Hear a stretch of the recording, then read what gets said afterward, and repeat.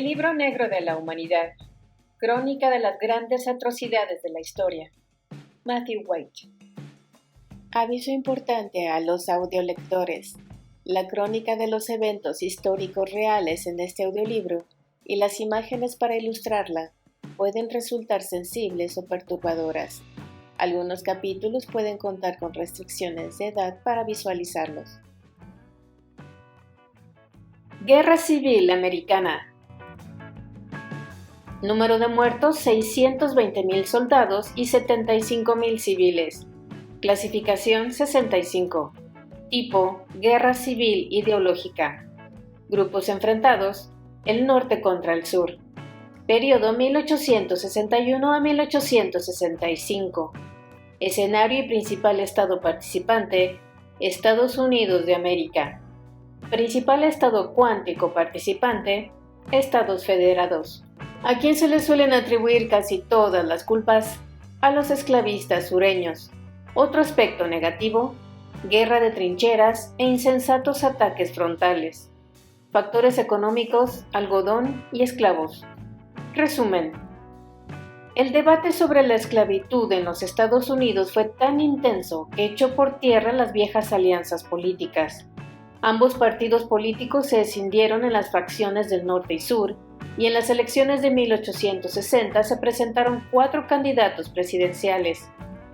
Cuando salió elegido Abraham Lincoln del Partido Republicano antiesclavista, los estados esclavistas del sur se marcharon indignados. Mientras los estados renegados establecían su confederación independiente, se apoderaron de todas las propiedades federales del sur, culminando con el bombardeo en abril de 1861 de la guarnición federal del fuerte Sumter del puerto de Charleston, acción que inició oficialmente las hostilidades.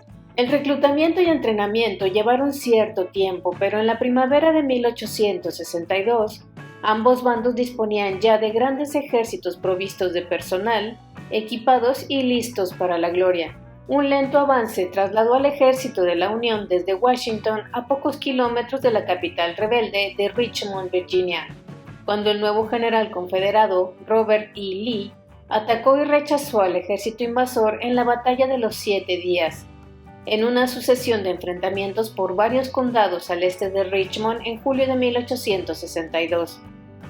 De repente, la guerra cogió velocidad.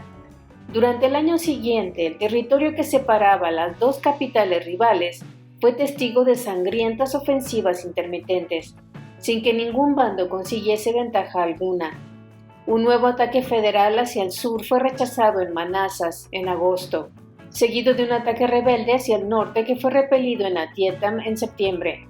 A continuación, 2 embestidas federales fueron detenidas en Fredericksburg en diciembre y Chancellorsville en mayo de 1863, seguidas de un ataque rebelde que fue interceptado en Gettysburg en julio de 1863.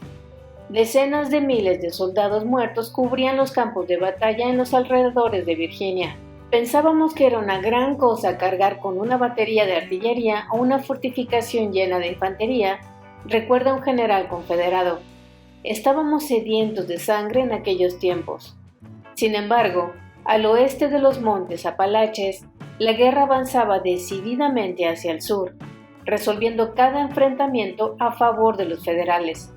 Durante los últimos años en que la guerra en el este avanzaba y retrocedía, los federales del oeste, bajo Ulysses S. Grant, habían capturado a 2 ejércitos rebeldes atrincherados, en el fuerte Donaldson y en Vicksburg, resistido a una obstinada contraofensiva en Shiloh, dispersado presa del pánico un tercer ejército en Chattanooga y consolidado el control del río Mississippi y varias vías férreas clave.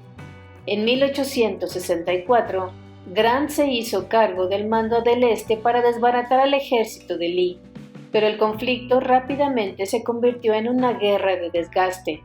Durante los meses de mayo y junio, el ejército rebelde de Virginia quedó hecho añicos y fue obligado a retroceder para quedar sitiado en el cruce del ferrocarril de Petersburg, mientras el último gran ejército confederado del oeste era derrotado y acorralado en Atlanta.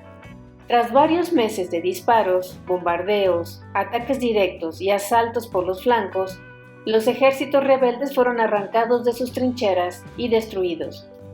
Legado.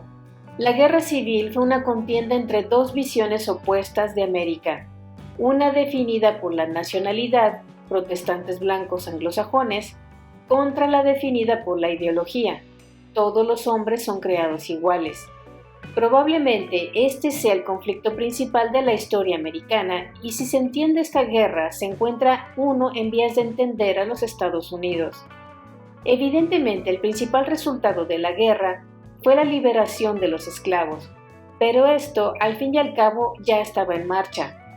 Una guerra u otra era inevitable, pues no muchos países con esclavos lograron sortearla.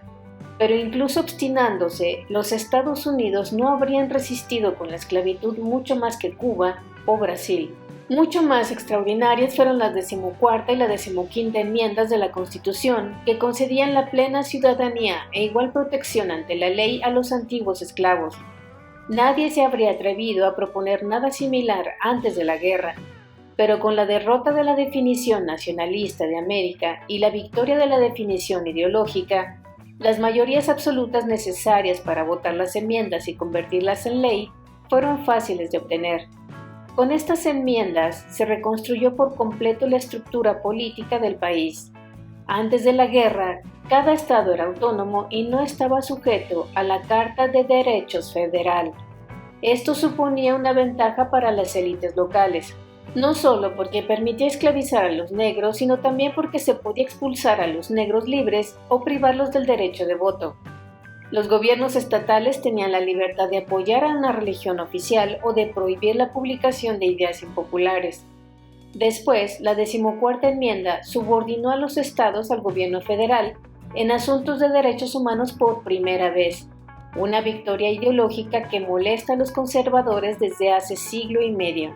Aunque los partidarios de una definición nacionalista de América se han ido expandiendo gradualmente y a regañadientes su definición de americano para incluir esporádicos no blancos, no anglosajones o no protestantes, el conflicto todavía conforma el debate político de los americanos. ¿Debería ser el inglés la lengua oficial de América o simplemente su lengua más hablada? ¿Es América una nación cristiana o simplemente una nación con muchos cristianos? Cada vez que se apela a la 14ª enmienda para imponer la jurisdicción federal sobre derechos penales, educación, empleo, pena capital o favoritismo religioso, oímos ecos de la guerra civil.